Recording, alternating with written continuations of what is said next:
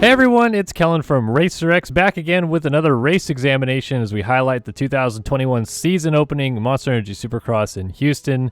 And I wanted to talk about this 450 main event start because I really like breaking down these starts and seeing where exactly this whole shot came from out of Marvin Musquin. So if we go back to the start, and you'll notice I'm going to pause it right from the get-go, there's four guys that basically have a wheel on everybody. Barsha on the inside, Cianciarulo, Brayton, and Musquin on the outside. And by the time you get about halfway down the start straight, it actually looks like maybe Brayton has the advantage on every one of them with a little bit of a nose ahead of Barsha and Musquin on either side of him. But Barsha and Brayton get into a bit of a braking war to try to get to the inside of the corner first, and Marvin just kind of keeps it on a little bit longer, swoops in the corner a little bit better. You can see Zach Osborne clipping Cooper Webb in the background here and going down, but I just love looking at the nuanced details that goes into how you get a whole shot in a main event, and in the end, Marvin Musquin out on top. Now, early in the main event, Martin Davilos had a near huge one that could have taken out more than just the one rider he brought with him, which was Chase Sexton in the end. Sexton kind of nowhere to go, runs over Marty's bike and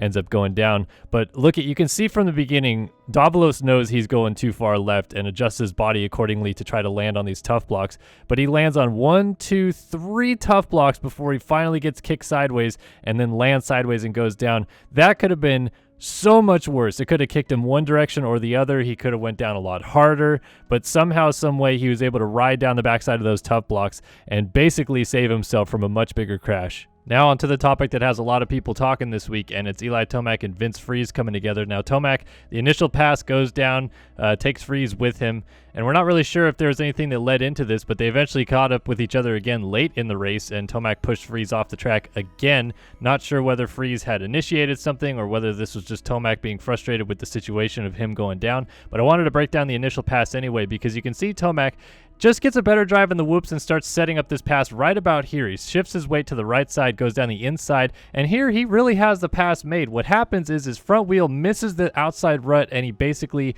just slides it down and takes Friese with him. I don't think that there was much intent here with this pass attempt or crash or anything like that. It just was unfortunate that they both went down, but clearly there was some weird animosity between the two of them to get to this point in the first place, and definitely a big talking point this week. Now, I wanted to briefly talk about the Ken Roczen Justin Barsha battle for the win, and in the end, Ken Roczen had a couple opportunities to try to make a pass at the lead on Justin Barsha, but basically just kind of chose not to from what it looks like. And as we saw with Eli Tomac, there's a problem there with going for an aggressive pass and maybe putting yourself on the ground.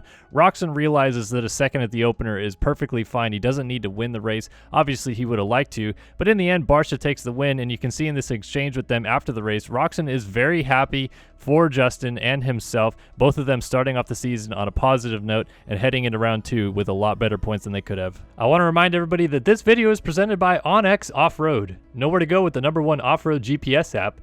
Access 400,000 plus miles of trails and roads, open dates, and public lands. Download the OnX Off-Road app today. So moving on to the 250 class, and I wanted to start off here with Christian Craig passing RJ Hampshire for the lead, and I love this pass. I love the racecraft that's involved here because Craig realizes on this pass that he's going to have to go to the outside if he stays on the gas on the outside here of Hampshire. So he actually checks up when he lands this jump and basically just cuts right in behind him and ends up on the inside for the corner, and that gives him the opportunity to just kind of stuff Hampshire in this corner and come out side by side with him, which also leaves him on the inside for the following corner, which is a left-handed 90-degree corner. Really just smart decision making there by Craig. He wanted to make the pass then. He knew he needed to get out front early, so he chose a good opportunity to make a pass there. Here's Austin Forkner making a pass on Hampshire as well that's very similar to the Tomac situation where he basically just runs him to the top of the berm. So I just kind of wanted to highlight there. That's how you can get a pass done where Tomac couldn't get it done. And then this Michael Moseman crash, he ripped his jersey in this crash, and I was curious how this happened because it looked like Shimoda didn't touch him, but I actually slowed it down, and when you look at it again, you can see that Shimoda, when he comes up alongside of him over this little roller, his right boot jumps off the peg to avoid hitting him, but his peg still just clips his jersey and just rips it open right there. So kind of luckily, Moseman probably not too hurt from that situation when it could have probably been a lot worse, obviously. Here's a late crash from Jett Lawrence as he gets a little high-sided coming into this berm, runs over the top of it, and then as he's trying to back the bike down the berm, actually gets kind of lucky here to not maybe get a little bit hurt worse as Hampshire runs into his legs and puts him back down. Not Hampshire's fault, obviously, just kind of Lawrence falling down the berm there. But Christian Craig, the big winner in the 250 class, a lot of emotion out of him. It's almost been 5 years since he last won a main event in 2016, and you can see the emotion pouring out of him. Love to see it, and love to have racing back on as we head into round 2 this coming Tuesday in Houston.